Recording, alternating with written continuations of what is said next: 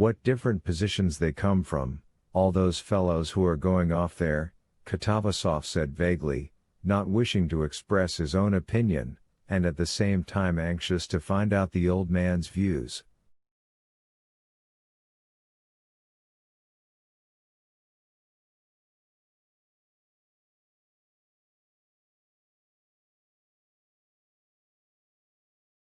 The old man was an officer who had served on 2 campaigns.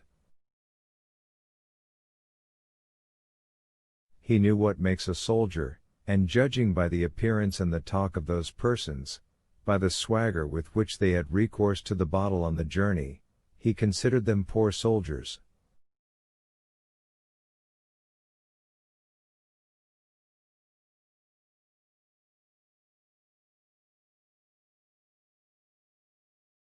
Moreover, he lived in a district town, and he was longing to tell how one soldier had volunteered from his town, a drunkard and a thief whom no one would employ as a laborer.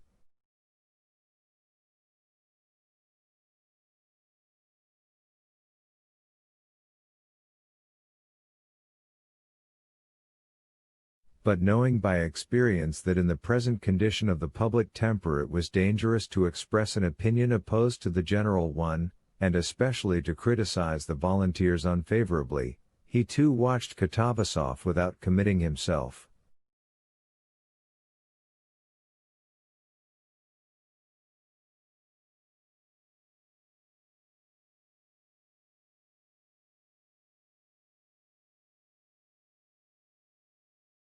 "Well, men are wanted there," he said, laughing with his eyes.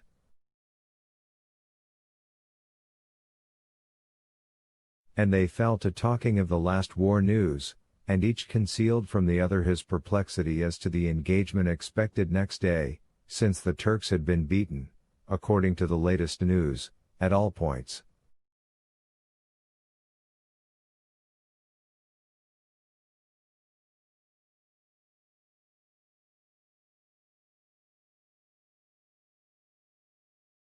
And so they parted, neither giving expression to his opinion. Katavasov went back to his own carriage, and with reluctant hypocrisy reported to Sergei Ivanovich his observations of the volunteers, from which it would appear that they were capital fellows.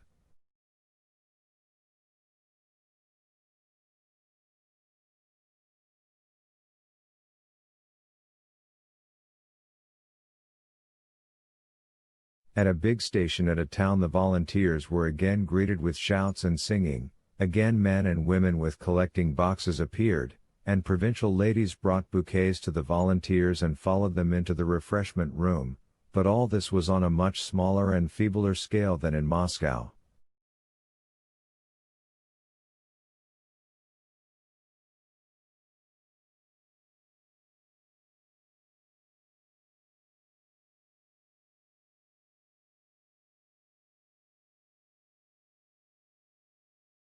Chapter 4.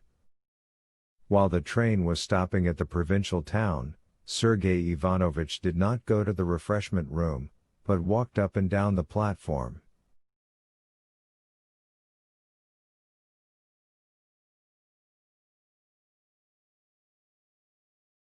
The first time he passed Vronsky's compartment he noticed that the curtain was drawn over the window, but as he passed it the second time he saw the old countess at the window.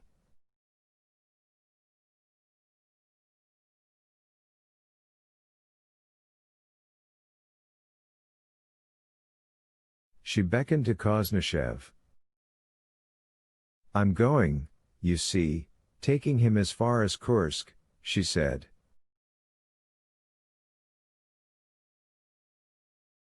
"Yes, so I heard," said Sergei Ivanovich, standing at her window and peeping in. "What a noble act on his part," he added, noticing that Vronsky was not in the compartment.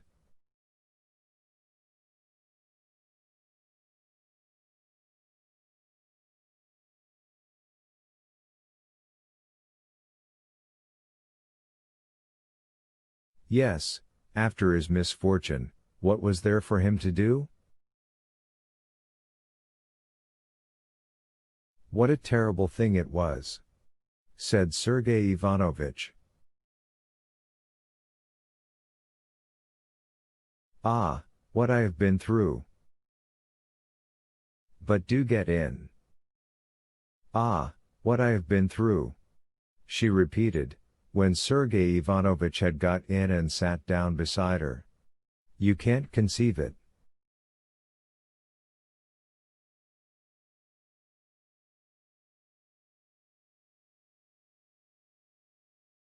For 6 weeks he did not speak to anyone, and would not touch food except when I implored him.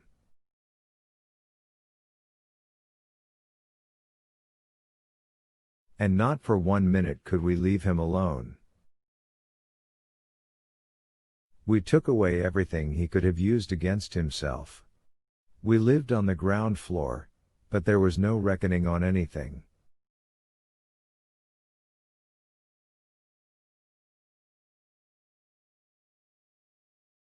You know, of course, that he had shot himself once already on her account, she said, and the old lady's eyelashes twitched at the recollection.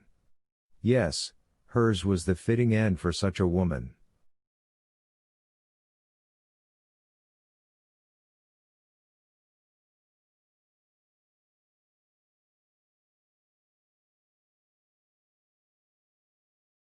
Even the death she chose was low and vulgar. It's not for us to judge, Countess, said Sergei Ivanovich, but I can understand that it has been very hard for you.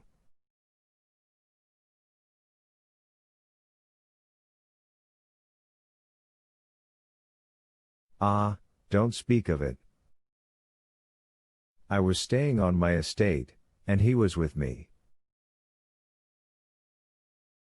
A note was brought him. He wrote an answer and sent it off. We hadn't an idea that she was close by at the station. In the evening I had only just gone to my room, when my Mary told me a lady had thrown herself under the train.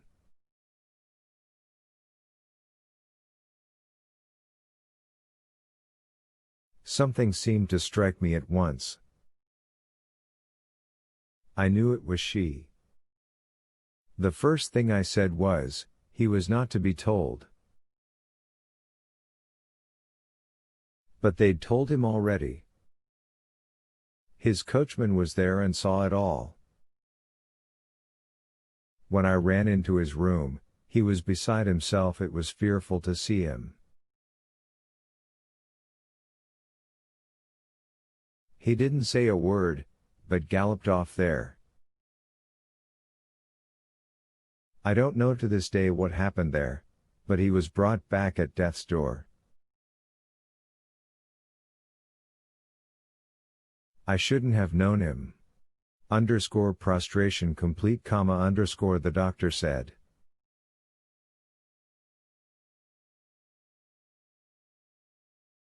And that was followed almost by madness.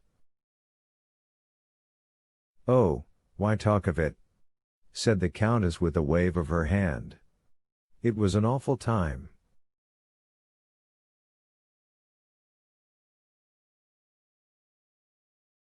No, say what you will, she was a bad woman. Why, what is the meaning of such desperate passions? It was all to show herself something out of the way. Well, and that she did do. She brought herself to ruin and 2 good men, her husband and my unhappy son. And what did her husband do? Asked Sergei Ivanovich. He has taken her daughter. Alexei was ready to agree to anything at first. Now it worries him terribly that he should have given his own child away to another man.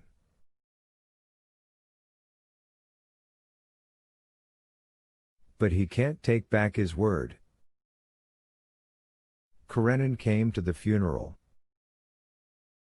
But we tried to prevent his meeting Alexei. For him, for her husband, it was easier, anyway.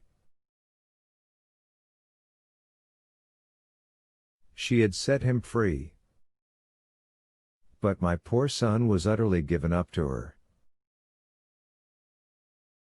He had thrown up everything, his career, me, and even then she had no mercy on him, but of set purpose she made his ruin complete.